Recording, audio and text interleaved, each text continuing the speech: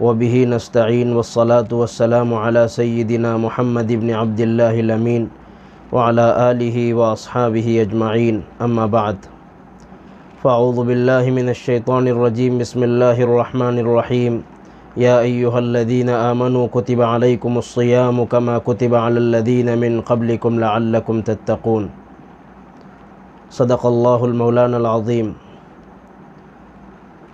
محترم و معزز و مکرم ناظرین کرام، اللہ رب العزت نے اپنے فضل و احسان سے ہم سب کی زندگی میں پھر ایک مرتبہ یہ نعمتوں اور برکتوں والا مہینہ عطا فرمایا، اس کے روزے دیے، اس کی تراویح دی۔ اللہ رب العزت ہم سب کو اس کی قدر کی توفیق عطا فرمائے۔ آج کی گفتگو روزے سے متعلق ہے کہ روزہ اللہ رب العزت نے کس مقصد کے لیے انسانوں کو عطا فرمایا ہے۔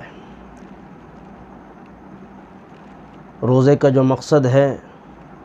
اللہ تعالیٰ خود بیان فرماتے ہیں کہ ایمان والو، ہم نے تم پر روزے فرض فرمائے ہیں، اور روزے اس لیے فرض فرمائے لعلکم تتقون، تاکہ تم تقوی والے بن جاؤ، تم اللہ کا ہر حال میں لحاظ کرنے والے بن جاؤ، تمہارے معاملات، تمہاری معاشرت، تمہارا لین دین، تمہارا کاروبار، تمہاری زندگی کا سسٹم اللہ کے منشے کے مطابق ہو جائے۔ اس وجہ سے اللہ تبارک و تعالیٰ نے روزے جیسی عبادت اس امت کو مرحمت فرمائی۔ اور تقوی چونکہ شریعت کے مقاصد میں شامل ہے، تو اللہ رب العزت نے دیگر امتوں پر بھی یہ روزے فرض فرمائے تھے، اس وجہ سے کہ وہ بھی اپنی زندگی میں تقوی اختیار کرے، اللہ تعالیٰ کے منشے کے مطابق زندگی گزارے، اپنے وقت کے نبیوں کے طریقے کے مطابق زندگی گزارے۔ اور اس امت پر بھی اللہ رب العزت نے روزے اسی مقصد کے لیے فرض فرمائے کہ قرآن کی بتائی ہوئی ہدایات، نبی علیہ السلام کے بتائے ہوئے طریقوں پر ہم زندگی گزارے، لعلکم تتقون۔ انسان میں اللہ رب العزت نے دو چیزیں جمع فرمائی ہے، ایک تو جو اچھی صفات ہوتی ہے جسے ملکوتی صفات ہم کہہ سکتے ہیں، وہ بھی انسان کے اندر موجود ہے،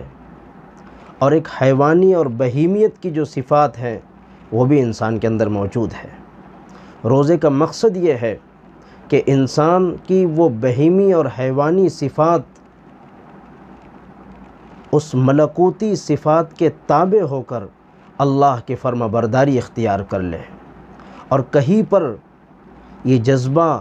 نفسانی خواہشات ابھرنے نہ پائے جو اللہ کی بتائے ہوئے راستے سے ہٹا دے اور سرکشی پر لے آئے، اور اللہ کے بتائے ہوئے راستے کو چھوڑ کر کوئی اور راستہ اپنا لے۔ اس مقصد کے لیے اللہ رب العزت نے روزہ اس امت پر فرض فرمایا، لعلکم تتقون، تاکہ تم تقوی والے بن جاؤ۔ اور اللہ رب العزت نے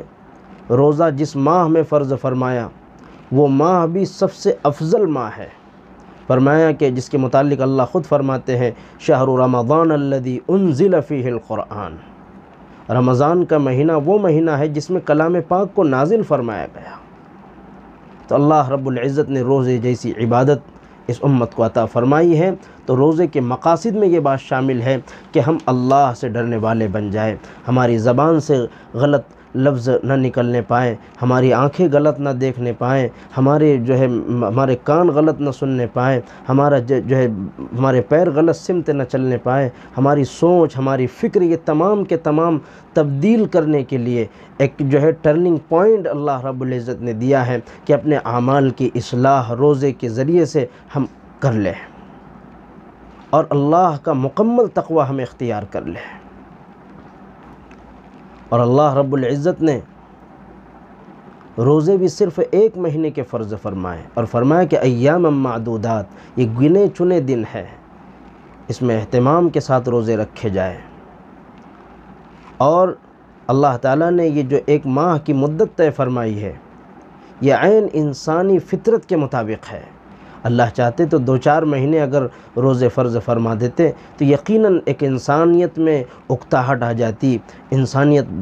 بے چینی اس میں آ جاتی، صحت اس کی متاثر ہوتی۔ اللہ رب العزت نے 1 مہینے کے روزے انسانوں پر فرض فرمائے اور اس کے لیے وقت طے فرمایا۔ اللہ چاہتے تو دن اور رات دونوں کے لیے، جو دونوں وقت کا روزہ رکھنے کے لیے جو ہے انسانوں کو مجبور کر دیا جاتا، لیکن اللہ نے انسانوں کی فطرت کو سامنے رکھتے ہوئے صبح صادق سے لے کر شام جو سورج غروب ہونے تک کے لیے روزے کا وقت متعین فرمایا۔ یہ ایسی مدت ہے جس کے اندر انسان کے نفس کی تربیت ہو جاتی ہے، اور پھر فرمایا کہ یہ اتنا مبارک مہینہ ہے کہ آگے چل کر اس میں ایک ایسی رات آنے والی ہے، لیلۃ القدر خیر من الف شہر، اس میں ایک ایسی رات آنے والی ہے جو 1000 مہینوں سے بہتر ہے۔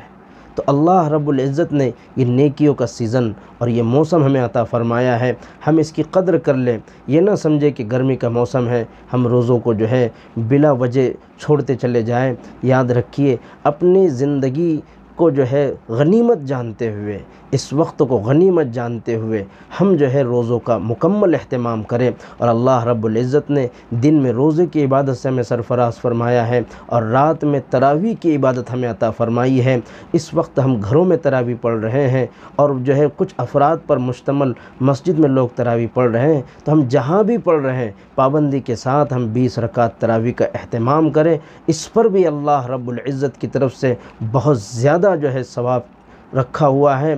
حدیث پاک میں آتا ہے کہ تراویح کے 1 سجدے پر 1500 نیکیاں اور پھر جنت میں اعلیٰ جو ہے محلات اس کے جو ہے نام اعمال میں لکھے جاتے ہیں۔ تو ہمیں یہ وقت ملا ہے، ہمیں اسے غنیمت جانیں۔ اللہ رب العزت نے جو ہمیں وقت دیا ہے ہم اس کو غنیمت جانتے ہوئے رمضان المبارک کے روزے اور اس کی تراویح کا اہتمام کریں۔ کتنے لوگ ہمارے درمیان تھے جو آج اس رمضان کے موقع پر موجود نہیں، آج وہ قبروں میں ہے، لیکن اللہ نے ہمیں موقع دیا، ہماری زندگی میں دوبارہ یہ رمضان کا موقع آیا، ہم اس کو غنیمت جانتے ہوئے پوری طریقے سے ہم روزوں کا اہتمام کریں اور تراویح کا اہتمام کریں۔ اور اس ماہ کو کلام پاک سے بڑی نسبت حاصل ہے، شہر رمضان الذی انزل فیہ القرآن، اللہ رب العزت نے اسی ماہ کے اندر کلام پاک کو اتارا ہے، اور جتنی بھی آسمانی کتابیں اتری ہیں، توریت ہو، زبور ہو، انجیل ہو، صحف ابراہیم اور صحف موسیٰ ہو، یہ تمام کے تمام رمضان المبارک میں اتاری گئی۔ تو ہم قرآن کی تلاوت کا خاص اہتمام فرمائیں۔ تو روزے کا مقصد یہ ہے کہ انسان کی زندگی پوری کے پوری چینج ہو جائے، اللہ سے تعلق اس کا مضبوط ہو جائے، اور پھر جو ہے جو رمضان کے بعد کا جو وقت ہے، جو 11 مہینے کا عرصہ ہے، وہ اسی ماحول کے اندر اپنی زندگی گزارے۔ اسی لیے اللہ رب العزت نے اصلاح کے لیے، تربیت کے لیے اور جو ہے انسانوں کو نیکیوں کے راستے پر قائم و دائم رہنے کے لیے رمضان المبارک کا ایک تربیتی نظام ہمیں دیا ہے۔ اللہ رب العزت ہم سب کو اس ماہ کی برکتوں سے پوری طرح فائدہ اٹھانے کی توفیق عطا فرمائے۔ والسلام علیکم ورحمۃ اللہ وبرکاتہ۔